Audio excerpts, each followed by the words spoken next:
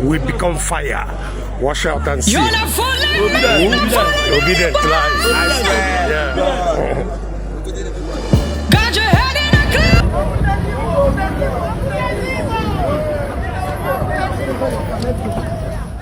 And you must have heard my famous language about how I stopped crime in a place in Anambra State. There's a place we call Apiweka. You know, we have I got this message from a there and madman. everything. And I went there as the governor. And there was a madman there. He kept insisting he would talk to me. And everybody said, but the man is mad. I said, let's listen to him. And he told me, he said, the people who come to steal comes from here. See this barracks?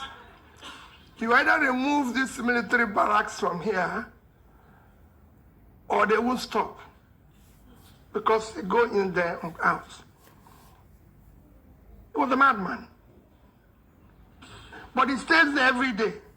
So he has the local knowledge of what was happening there without the people knowing, because they took him that, okay, it's not part of their problem, it's not of their, but he observes what is happening there. So a leader must listen to people. You must learn always. If you stop learning and listening, you shouldn't lead. All right, guys, this is another one. First of all, I have plenty updates for you guys today from our very own dear principal, Peter Obi. A lot of activity stroke. The first video you watch here was his arrival straight from the airport, and he was heading for another event immediately. He was in Zaria. He went for a meeting in Zaria. He also visited the aviation students in Zaria. Yes, aviation students. He was with them, and also he met with some elder statesmen in Zaria. They discussed a lot of very, very vital and important things, which I'll be sharing here with you guys shortly. But first of all, let's start with the one from Zaria, which he actually posted 7 hours ago. He said, as part of my continued consultation in the national interest yesterday, I had traveled to Zaria to meet with Professor Ango Abdullahi, a renowned academic elder, statesman, and a respected voice in our national discourse. Our conversation centered on the state of our country, the urgent need for unity and practical pathways to rebuilding Nigeria. We spoke frankly about the challenge confronting our nation and the responsibility of leadership to arise above division and work deliberately for the common good of all Nigerians. That was the first one. So while in Zaria, at the airport, I met a group of graduating pilots who approached me with enthusiasm and hope for the future. I encouraged them to remain focused, disciplined, and committed to excellence, reminding them that Nigeria needs their skill, integrity, and professionalism. These are some of the pictures from this particular one. You know, everywhere this man going. From that first clip, you already saw that he was just coming out from the airport and it was almost getting crowded. And while they were driving out of the airport, he was also getting crowded. That's just like a daily routine of some of the activities he usually gets on a daily basis. Now let's go on. He said, from Zaria, I proceeded to Niger State, where I met with former head of state, General Ibrahim Babangida. During a previous visit to him a few months ago, he had discussed a book, Growing Apart, which portrayed two nations, Indonesia and Nigeria, with similar trajectory. Grow Apart, Indonesia become a success story and Nigeria the opposite. He directed that I get the book. On my return trip to the USA, I ensure I obtain an autographed copy directly from the author and yesterday respectfully presented it to him.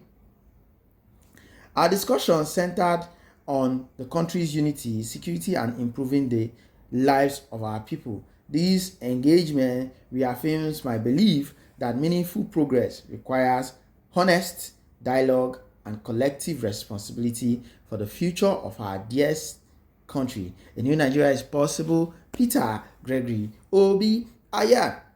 You saw that most of you might not really know the I got this advice from a madman story, but I think with that video you watch, you understand more where that I got the advice from a madman came from. It was actually when he was the governor of Anambra State, and you saw from the story he gave there what really transpired and how it came to play. Anyway, I'll be sharing you guys some more clips just to enlighten you on what is coming. Mr. Peter Gregory is really going to come out massively come 2027.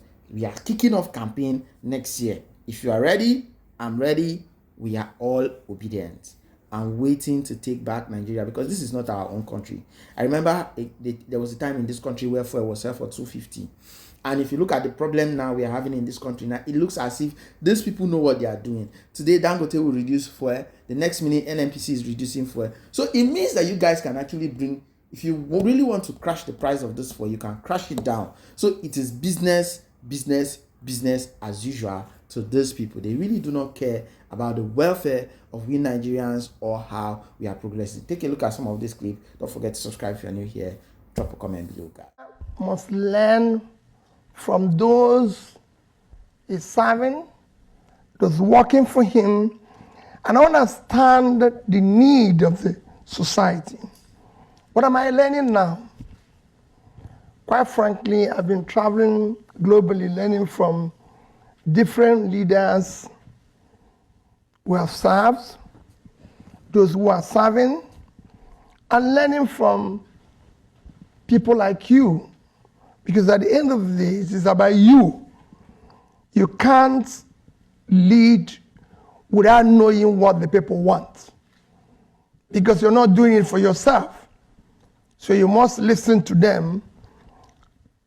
I gave an example yesterday of how I was able to clear pension and gratuity when I was governor.